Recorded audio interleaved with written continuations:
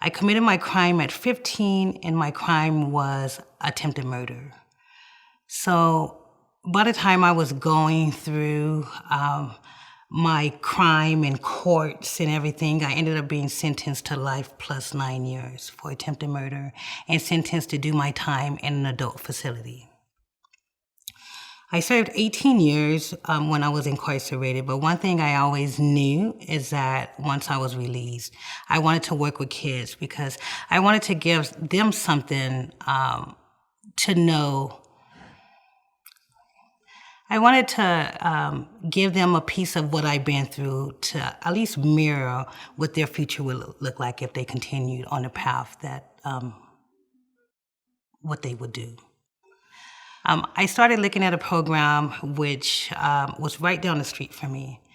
And I remember constantly calling this program, because I wanted to be involved, but I never got an answer. So I went to the Gardena Police Department.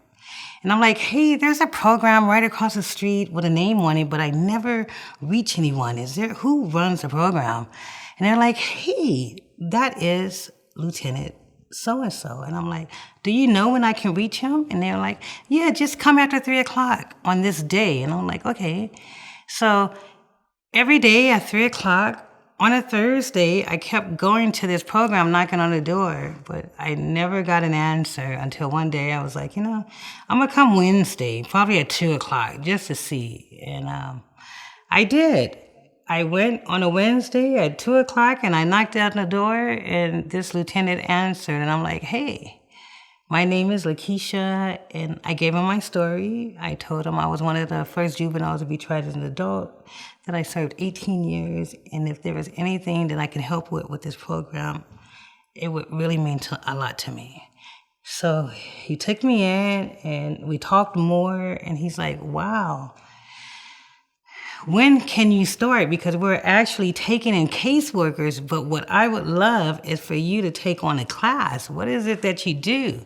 What do you think can help the kids? And so I told him, for me, I used writing as an avenue to get out a lot of my emotions, because before I got incarcerated, and during incarceration, each time I tried to talk to the judge or try to find out what was going on with my own case, I was silenced. So I could never say anything. In court, I could never say anything. All the way to being on the adult county bus, being 15, wanting to say something, I was just always silenced. So the only avenue I knew was to just write it down, because it would make me so angry. So I would just write and write and write and write and throw it in the trash, and it made me feel like I had a voice. So he was like, that is very interesting. And he was like, can you share some of your writings with me? And I remember sharing one of my writings with him, and it was actually called Changing Faces. And at that time, he was like, okay, is there any way you can come in next week and sign paperwork? Yeah, we definitely would love you to come in. So I came in and I signed paperwork on a voluntarily basis, and we went over what I would be able to offer. So I came up with an agenda. So my first class, I probably had, I have more boys than girls. So at this particular time, I had probably about 9 boys from the age of 11 to 17. So what I thought I would do first is just talk to them. It's funny, it's a method that I learned to at least help the kids express themselves, because even when people would talk to me, I would just use one word, how you doing? Good. So I just wanted to talk to them first.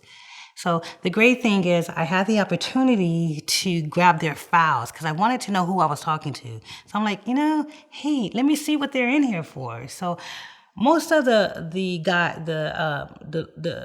teenagers was in from like tagging on the wall, not going to school.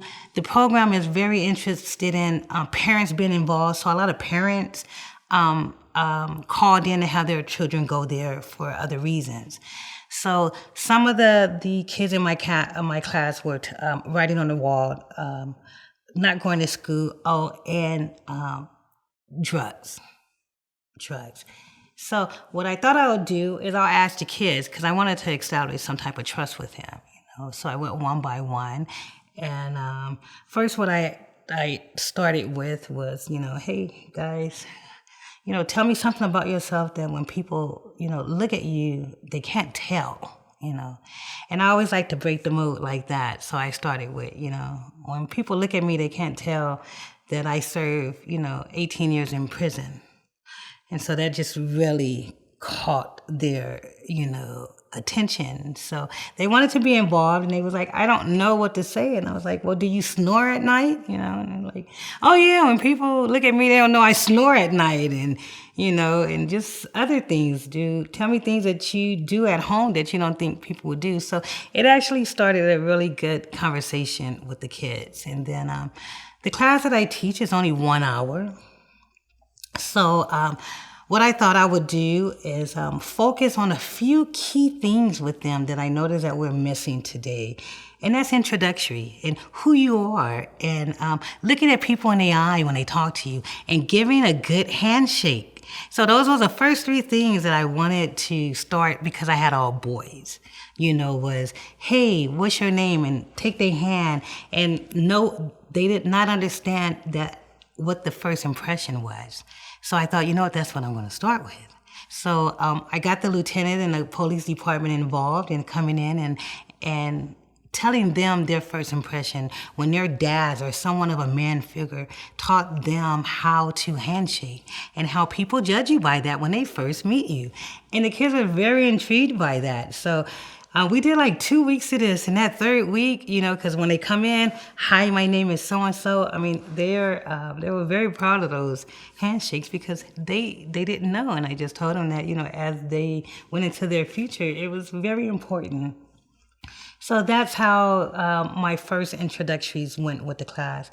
The classes ran a whole semester. It's almost like 12 weeks. I run a class mostly 12 weeks. The kids, not only do they go to my class, there's other things that happen in this program. They get caseworkers. If they need tutoring, they get tutoring. But in my specific class, it was really trying to adapt to who they were, and how could I get them to trust me and moving forward. So what I did was I told them, I didn't want this space to be like school. I didn't want the space to be like home. I wanted to be a space that they can come and be who they are no matter what. So the program has been a huge healing point for me also. I didn't realize until just recently, even being in the program after over 2 years, almost 3, that I'm saddened after the day that I'm with the kids. And that sadness, in a sense, comes like from Thursday, Friday, all the way through the week. And I never identified that until recently, that when I'm teaching the kids, I'm reaching back into my past to give them something. So it takes a toll on me, but not in a bad way. It really helped me understand my healing in the process.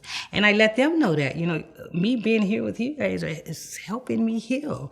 And it gives them something to look forward to. So pretty awesome with that program.